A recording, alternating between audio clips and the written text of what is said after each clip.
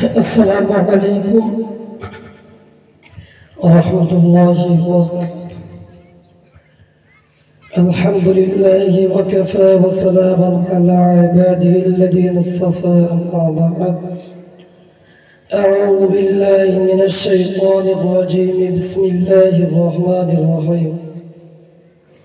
خيركم من تعلم القرآن وعلمه إلى آخر حديث।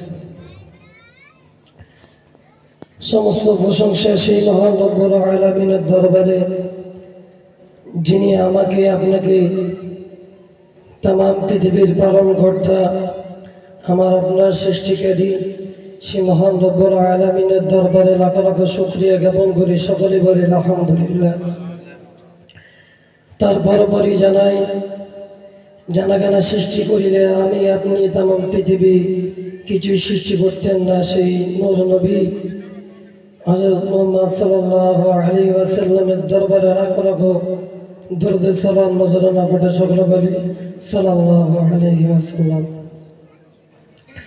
মঞ্চে উপস্থিত আজকের অনুষ্ঠানে প্রধান অতিথি মুফতি সাহেব হুজুর এবং আমাদের মাথার মুকুট, মাথার তাজ, আমাদের ওস্তাদ হুজুরগণ এবং আমাদের কমিটি বৃন্দ এবং আমার মঞ্চের সামনে বসে থাকা সমস্ত গ্রামবাসী, সকলকে আমার অন্তরস্থল থেকে সালাম জানিয়ে কিছু কথা আলোচনা বক্তব্য শুরুতে একটি হাদিস পেশ করেছি।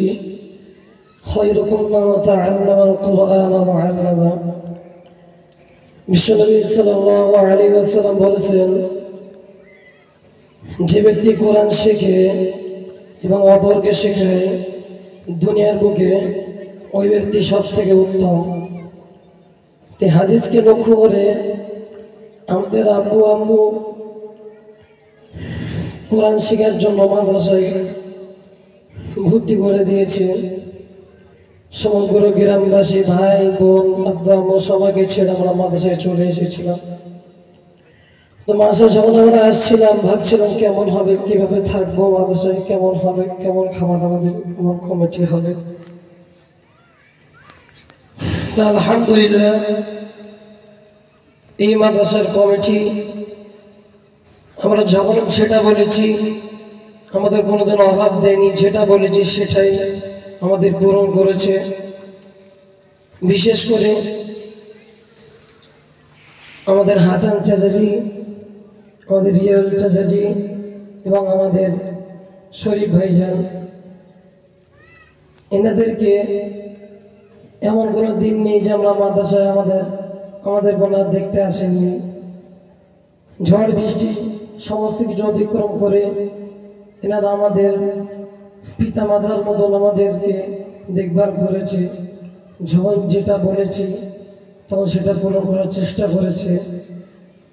আরও বিভিন্ন কমিটিদেরকে বলবো, আপনারা সকলেই আসবেন, যেভাবে আছেন মাসার দিকে সেভাবেই থাকবে। এবং আমাদের মাথার মুকুট, আমাদের হুজুর, ওনাদের পরিশ্রমের কথা আমরা ভুলতে পারবো না। আজ ওনাদের জন্য আমার অশেষ রহমতে এই পাক কালামুল্লাহ শরীফ আল্লাহ কোরআন হাফেজ আমাদেরকে বানিয়েছেন। ওনাদের ঋণ আমরা কোনোদিনও শোধ করতে পারবো না। আমি দোয়া করব এই মাদ্রাসাকে যেন আল্লাহর তামাম বিশ্বের দরবারে আল্লাহ কবুল করে নেয়। আল্লাহ এনাদের মেয়েদেরকে আল্লাহ কবুল করে নেয়। সর্বোপরি আমার প্রিয় সাথী